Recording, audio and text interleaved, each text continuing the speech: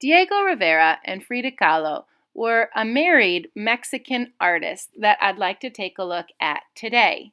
We're going to take a look at some of their flower paintings. Taking a look at Frida Kahlo's paintings of flowers, we're going to see some flowers that are indigenous to Mexico, such as the marigold and calla lily. It appeared in many of the artworks, as you can see. Kahlo is best known for her signature look of the thick eyebrows and flowers in her hair. They make an appearance in many of her paintings and is quoted as saying, "I paint flowers so they will not die." With your cardboard, go ahead and start placing on some different colors that you would like to use for your flower background. You can have your paper go vertically or horizontally. Once mine is dry, again I'm using that double dip method to start making some different kinds of leaves that I could use for my flower project. Once I've painted those on, go ahead also use a little bit of white, a little bit of black. You can use those to make your leaves give a little bit more dimension and a little bit more clearer line that you would like to use for your leaf paintings to look a little more realistic.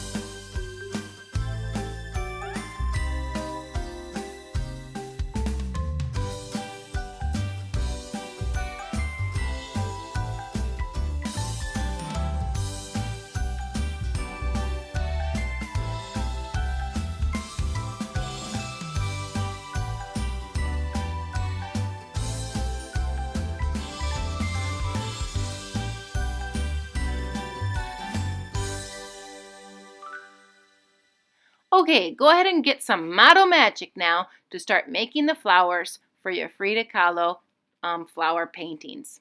Cool thing about Model Magic is that it has a marshmallow-like texture to it. The other neat thing about Model Magic is that it will stick together without using any glue or without any scoring and scratching. You can cut it, you can mold it, you can form it, you can puncture it. There's lots of cool things that you can do with Model Magic. So using some of these techniques, maybe you'll have fun creating some really cool flowers to use for your project as well. You'll notice that these flowers are not placed on with any glue at all. The one that I created in my first post of Diego Rivera's calla lilies, I did glue down these projects, but to this one I wanted to test it out and to see if the Model Magic could be used and stuck together on its own. In this flower, I'm making a bunch of petals and turning it into a flower that you can see all the petals and it looks kind of like it's sprouting. There's no wrong way to make flowers for this assignment. I just wanted to quickly show you some ideas and then have you create what you would like. I know I had a lot of fun using Model Magic and creating my own indigenous flowers like Mexico.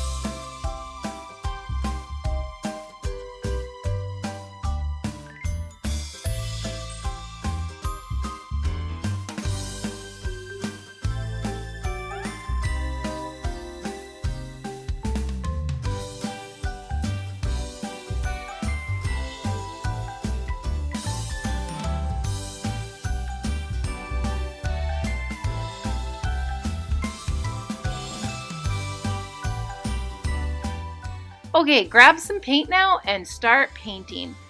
The thing that I wanted you to recognize when I started painting, I grabbed a small brush for small areas, a big brush for big areas, and I really tried to move my project around so it's not just the front part that got painted, but that any direction that you look from this project, that you won't see any of the white model magic, but instead you're going to see the flowers and it looking three-dimensional. That's the thing about using form. When you're working 3D, there's not just length and width, but you've got depth.